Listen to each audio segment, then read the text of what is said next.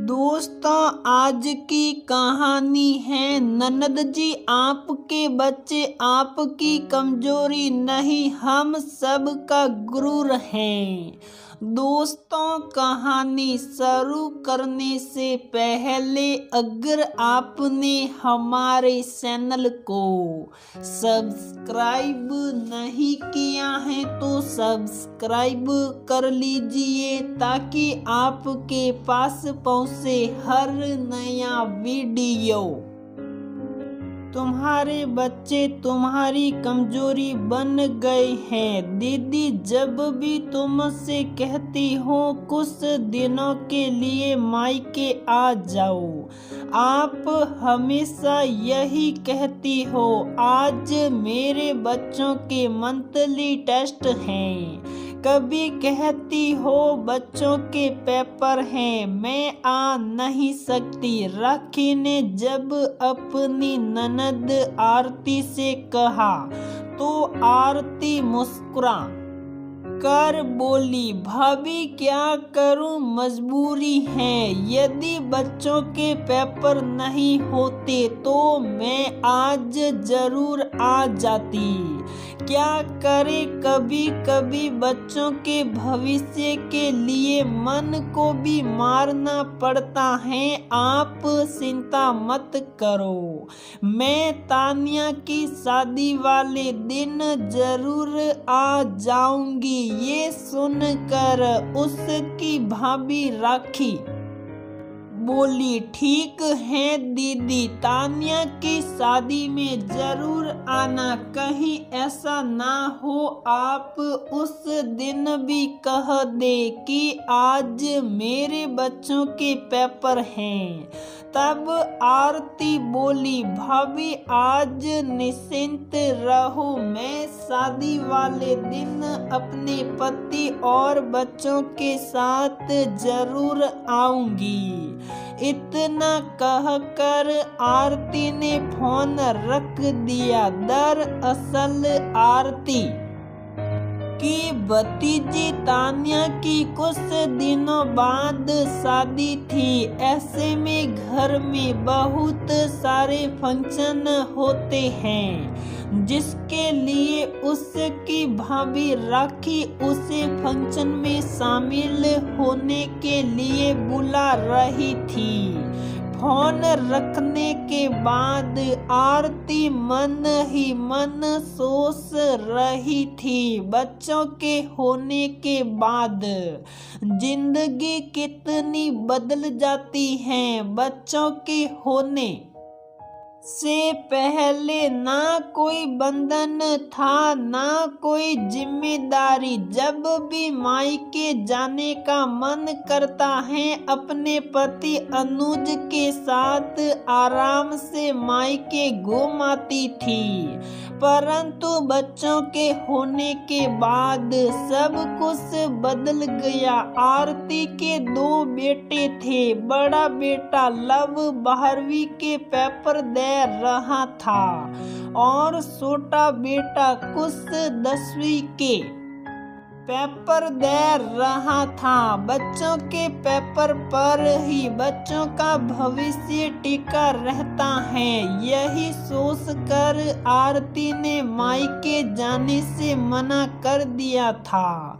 एक दिन की बात है जब आरती के दोनों बेटे लव और कुश अपने आखिरी पेपर देकर घर आए तो आरती से बोले, मम्मी जी हमारे पेपर बहुत अच्छे हुए हैं, बहुत जोर से भूख लगी है, कुछ खाने को दो। तब आरती उनके लिए खाना लेने रसोई में गई तो अचानक से उसके सीने में दर्द उठा।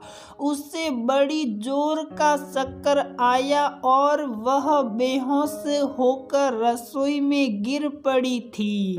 काफी देर बाद जब आरती को होश आया तो उसने खुद को एक अस्पताल में पाया तो वह आश्चर्यचकित होकर डॉक्टर से बोली, मुझे यहाँ कौन लाया, क्या हुआ? मुझे ये सुनकर डॉक्टर मुस्कुराकर बोले, खुश नसीब हो आप जो आपके बेटे आपको सही वक्त पर अस्पताल ले आए, नहीं तो यदि आपको अस्पताल लाने में थोड़ी सी भी देर हो जाती तो आपकी मौत भी हो सकती थी। आपका ब्लड प्रेशर हाई होने से आपका हार्ट फेल भी हो सकता था। हमने दवाई देकर आपके ब्लड प्रेशर को नियंत्रित कर लिया है। अब आपका जीवन खतरे से बाहर है। आपको कुछ दवाइयाँ लेनी पड़ेगी और अपने खाने पीने पर थोड़ा नियंत्रण करना पड़ेगा। ज्यादा नमक और तली हुई चीजों से परहेज करना होगा। डॉक्टर की बात सुनकर आरती मुस्कुराकर अपने बेटों की तरफ देखकर सोचने लगी कि जिन बच्चों को कुछ दिन पहले उसकी भाभी उसकी कमजोरी बता रही थी, आज उन्हीं बच्चों की वजह से उनकी जान बसी। आरती को स्वस्थ देखकर लव और कुछ खुशी से उसके गले लग गए थे। डॉक्टर ने आरती के सारे चेकअप करने के बाद उसे अस्पताल से छुट्टी दे दी थी। आरती ने अपने बीमार होने की खबर अपने मायके में किसी को नहीं दी थी, क्योंकि उसके भैया भाभी उसकी बीमारी की बात सुनकर घबरा जाते। तानिया की शादी वाले दिन आरती तैयार होकर अपने पति और दोनों बेटों के साथ शादी में शामिल होने के लिए सही वक्त पर पहुंच गई थी। जब तानिया का दूल्हा बारात लेकर उसके दरवाजे पहुंचा तो अचानक से आकाश में काले काले बादल गिर आए थे और जोर की बारिश होने लगी थी, जिसे देखकर राखी और उसके पति घबरा गए। वे दोनों दुखी होकर आरती से बोले, हमने तो खाने का इंतजाम बाहर खुले में करवाया है, बारिश होने से सारा खाना बर्बाद हो जाएगा। बाराती तो सारे हॉल में बैठ जाएंगे, परंतु सब लोग बारिश में खाना कैसे खाएंगे? यदि बाराती खाना नहीं खा पाएंगे तो हमारी बहुत बेइज्जती होगी। अब हमारी इज्जत कैसे बचेगी? ये सुनकर लव कुश बोले, मामा जी आप चिंता मत करो, हम अभी फोन करके अपने दोस्तों को बुला लेते हैं। सारा खाना हम हॉल में रख देंगे और बाहर जो भी सामान बचा है उसके लिए वाटरप्रूफ टेंट मंगा कर उसे ढक देंगे। ये कहकर लव कुश ने तुरंत फोन करके अपने दोस्तों को बुला लिया और जितना भी खाना बाहर रखा था सब दोस्तों के साथ मिलकर उसने सारा खाना अंदर हॉल में रखवा दिया।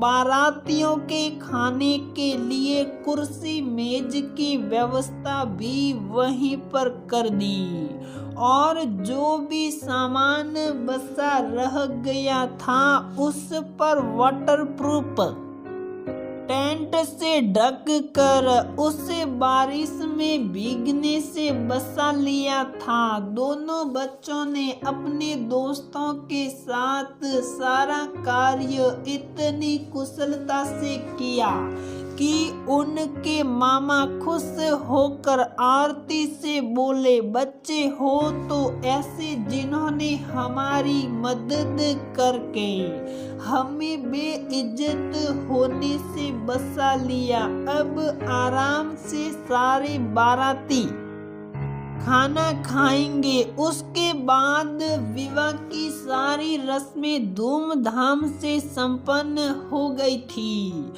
यह देखकर आरती अपने दोनों बच्चों को देखकर गर्व से मुस्कुरा रही थी। जब उसके भैया भाभी को उसके बीमार होने की और उसके सही समय पर अस्पताल जाने पर सही वक्त पर इलाज होने से उसके जीवन पर संकट सलने की बात पता चले तो उसकी भाभी राखी खुश होकर आरती से बोली, दीदी आपके बच्चे आपकी कमजोरी नहीं, हम सब का गुरूर हैं जो हर संकट से हमें बचाते हैं। फिर उन्होंने दोनों बच्चों को गले लगाकर ढेरों दुआएं और आशीर्वाद दिया। सच में बच्चे माता पिता की कमजोरी नहीं, माता पिता की ताकत होते हैं, जो माता पिता और समाज के लोगों को संकट पड़ने पर उनकी मदद करके अनेक संकट से बचाते हैं। बच्चे हैं तो जीवन में खुशियां हैं, बच्चे हैं तो जीवन में उम्मीदें हैं। बच्चे ही घर की शान और राष्ट्र की एकता और अखंडता को मजबूत करने में सक्षम होते हैं।